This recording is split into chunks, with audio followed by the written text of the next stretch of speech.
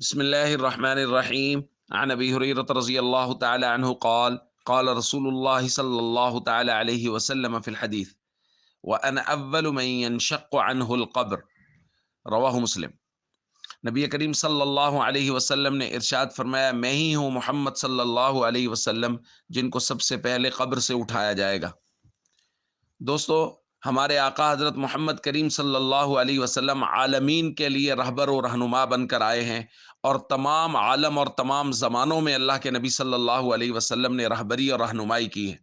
سب سے پہلا عالم عالم ارواح، حضور علیہ الصلوۃ والسلام نے ارشاد فرمایا، انا اول من قال بلا فی جواب الست بربکم، کہ اللہ نے عالم ارواح میں جب اپنی وحدانیت کا اقرار لینے کے لیے روحوں کو جمع کیا، تو اس وقت اللہ رب العزت نے اپنی وحدانیت کے اقرار کے لیے جو سوال کیا، الست بربکم، تو حضور نے فرمایا اس کے جواب میں سب سے پہلے جس روح نے بلا کہہ کے اللہ کی وحدانیت کا اقرار کیا، وہ میں محمد صلی اللہ علیہ وسلم کی روح تھی۔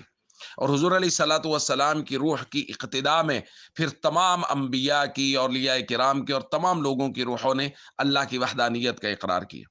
اور عالم دنیا میں اللہ کے نبی صلی اللہ علیہ وسلم تمام لوگوں کے لیے رہبر و رہنما بن کر آئے اور اللہ کا پیغام لوگوں تک پہنچایا۔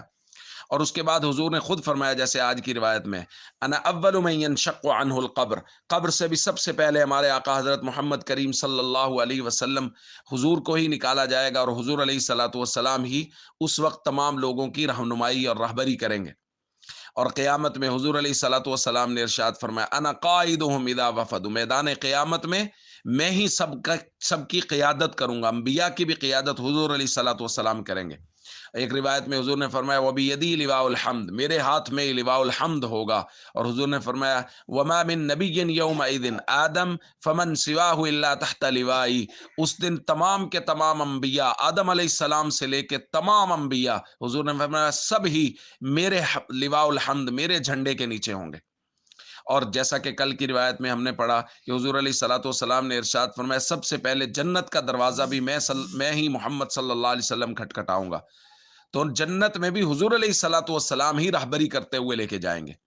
تو دوستو، ہمارے آقا حضرت محمد کریم صلی اللہ علیہ وسلم کو اللہ رب العزت نے یہ شرف بخشے ہیں، اور یہ تو مطلب وہ چھوٹا سا حصہ ہے جو ہماری سمجھ میں آیا ہے، نہیں تو محمد کریم صلی اللہ علیہ وسلم کو اللہ نے وہ کمالات، وہ شرف عطا کیے ہیں کہ انسان کی عقل سے بہت پرے ہیں۔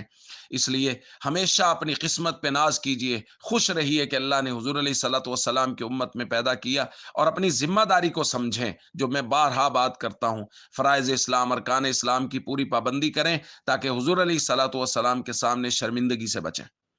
السلام علیکم ورحمۃ اللہ وبرکاتہ۔